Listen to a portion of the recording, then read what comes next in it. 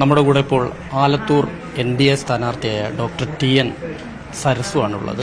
നമസ്കാരം. ഈ സ്ഥാനാർത്ഥിത്വം എങ്ങനെ കാണുന്നു? ഈ സ്ഥാനാർത്ഥിത്വം എനിക്ക് എന്തൊക്കെയോ കാര്യങ്ങൾ ചെയ്യാൻ മോദിജി എന്നെ ഏൽപ്പിച്ചു തന്ന ഒരു ദൗത്യമായിട്ടാണ് കാണുന്നത്. ആ ദൗത്യം ഇവിടുത്തെ ആലത്തൂരെ നിവാസികൾ അത് ചെയ്യാൻ എന്നെ വിജയിപ്പിക്കുമെന്നുള്ള പരിപൂർണ വിശ്വാസത്തിൽ ഞാൻ ആ ദൗത്യം ഏറ്റെടുത്തിരിക്കുകയാണ്. അത് എന്നെക്കൊണ്ട് കഴിയുന്നത്ര നന്നായിട്ട് ചെയ്യും എന്നുള്ള ആത്മവിശ്വാസവും എനിക്കുണ്ട്. ഞാനത് ചെയ്തിരിക്കുകയും ചെയ്യും. ഈ ആലത്തൂർ പൊതുവെ BJPക്കോ അല്ലെങ്കിൽ NDAക്കോ കാര്യമായ സ്വാധീനമൊന്നുമുള്ള സ്ഥലമല്ല. അവിടേക്ക് തിരഞ്ഞെടുക്കുമ്പോൾ എന്ത് തോന്നി? അത് നമ്മുടെ ഒരു തെറ്റായ ധാരണയാണ്. എവിടെയാണ് സ്വാധീനമുള്ളത്? അതൊക്കെ സ്വാധീനമൊക്കെ ഇനി വരും. മുമ്പേ ഞാൻ പറഞ്ഞതുപോലെ ഇപ്പൊ ആൾക്കാർക്ക് ബോധം വെച്ച് തുടങ്ങിയിട്ടുണ്ട്. ഈ കോൺഗ്രസോ അല്ലെങ്കിൽ കമ്മ്യൂണിസ്റ്റോ ഇവിടെ എന്താണ് ചെയ്തുകൊണ്ടിരിക്കുന്നത് എന്നുള്ള ഒരു ബോധം വന്നിട്ടുണ്ട്.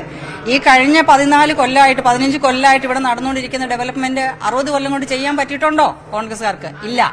പിന്നെ കമ്മ്യൂണിസ്റ്റിന്റെ കാര്യം പറയാനില്ല. അവരൊരിക്കലും ഇന്ത്യയുടെ ഒരു ഭാഗമാവില്ല. ഇന്ത്യ ഭരിക്കുന്ന ഒരു പാർട്ടിയുടെ ഭാഗമാവില്ല. അപ്പൊ നമ്മള് ആ ഒരു ബോധം എല്ലാവർക്കും വന്നിട്ടുണ്ട്. അപ്പൊ തീർച്ചയായിട്ടും ഈ പ്രാവശ്യം BJP നല്ല വിജയം കരസ്ഥമാക്കും. പല സ്ഥലങ്ങളിലും ഒന്ന് തന്നെയാണ് ഞാൻ പരിപൂർണമായിട്ടും വിശ്വസിക്കുന്നത്. കഴിഞ്ഞ തവണ രമ്യ ഹരിദാസിന് 5 ലക്ഷത്തിൽ ചില്ലാനം വോട്ടാണ് കിട്ടിയത്. അതിന് LDF സ്ഥാനാർത്ഥി ബിജുവിന് കിട്ടിയത് 3 ലക്ഷത്തി സംതിങ് ആണ്.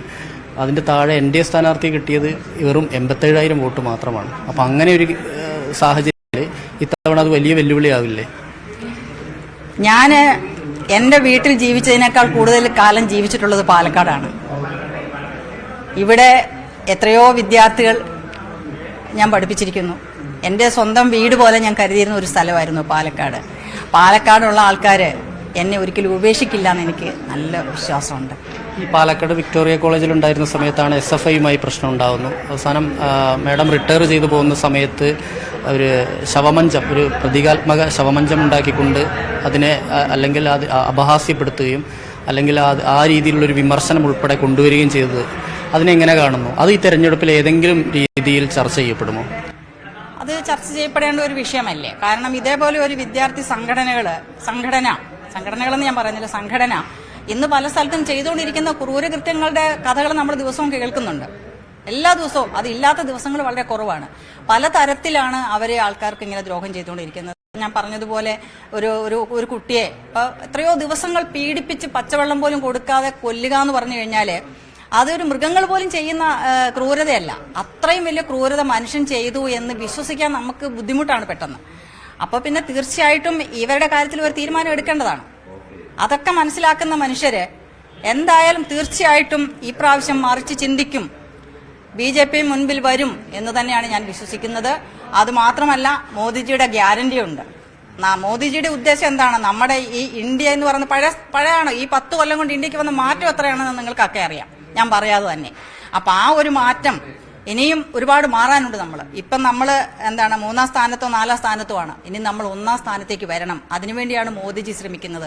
നമ്മുടെ നാട്ടിൽ എന്തെല്ലാം കാര്യങ്ങൾ ചെയ്തിരിക്കുന്നു, എത്രയെത്ര സഹായങ്ങൾ സ്ത്രീകൾ കാണുന്നുണ്ടെങ്കിലും പാവങ്ങൾ കാണുന്നുണ്ടെങ്കിലും എന്തെല്ലാം കാര്യങ്ങൾ ചെയ്തിരിക്കുന്നു അദ്ദേഹം. അപ്പൊ ഇതൊക്കെ ആൾക്കാർ മനസ്സിലാക്കുന്നില്ലേ? അപ്പൊ തീർച്ചയായിട്ടും ഈ പ്രാവശ്യം നിങ്ങൾ വിചാരിക്കുന്നത് പോലെ അല്ല. രമ്യ ഹരിദാസിന് കഴിഞ്ഞ പ്രാവശ്യം എത്രയോ വോട്ട് കിട്ടിക്കോട്ടെ, ഈ പ്രാവശ്യം അത് കിട്ടണമെന്നില്ലല്ലോ. രമ്യ ഹരിദാസ് എന്താണ് ഇവിടെ ചെയ്തിട്ടുള്ളത്? ഇത്രയും വോട്ട് കിട്ടിയിട്ട് കഴിഞ്ഞ പ്രാവശ്യം ഇവിടെ ചെലവാക്കേണ്ട പൈസ പോലും ചെലവാക്കിയിട്ടില്ല. പിന്നെ അവരെ പറ്റി ഞാൻ കുറ്റമൊന്നും പറയുന്നില്ല. അവരൊക്കെ നല്ല മനുഷ്യരാണ്. രാധാകൃഷ്ണൻ ആയാലും രമ്യ ഹരിദാസ് ആയാലും അവരൊക്കെ നല്ല മനുഷ്യർ തന്നെയാണ്. പക്ഷെ അവര് നിലകൊള്ളുന്ന പ്രസ്ഥാനമാണ് ശരിയല്ലാത്തത്. ആ പ്രസ്ഥാനത്തിൽ ഇരുന്നുകൊണ്ട് അവർക്കൊന്നും ചെയ്യാൻ പറ്റില്ല. കാരണം മോദിജിയുടെ ഒപ്പം നിൽക്കുന്ന ഒരാളാണ് ഞാൻ. അപ്പൊ അങ്ങനെ ഉള്ള ഒരാളെ അല്ലേ വിജയിച്ച് വിടേണ്ടത്? എല്ലാ ഡെവലപ്മെന്റുകളും എല്ലാ നന്മകളും കൊണ്ടുവരണമെന്നുണ്ടെങ്കിൽ അങ്ങനെ ഒരാൾക്കല്ലേ സാധിക്കുകയുള്ളൂ. അത് തീർച്ചയായിട്ടും ജനം മനസ്സിലാക്കിയിട്ടുണ്ടെന്ന് തന്നെയാണ് ഞാൻ വിശ്വസിക്കുന്നത്. അതുകൊണ്ട് ഈ പ്രാവശ്യം വലിയൊരു മാറ്റം ഉണ്ടാവും കേരളത്തിൽ. Thank you. എന്തായാലും ആലത്തൂരിൽ ഇത്തവണ വലിയൊരു മുന്നേറ്റം നടത്താൻ കഴിയും എന്നുള്ള ഒരു പ്രതീക്ഷയാണിപ്പോൾ BJP സ്ഥാനാർത്ഥി പങ്കുവച്ചിരിക്കുന്നത്. എന്തായാലും വരും ദിവസങ്ങളിൽ ശക്തമായ പ്രചരണ പരിപാടികളുമായി മുന്നോട്ട് പോകാൻ തന്നെയാണ് BJPയുടെ തീരുമാനം. ക്യാമറാമാൻ പ്രജിത്തിനൊപ്പം S വിനേഷ് കുമാർ, News 18 പാലക്കാട്.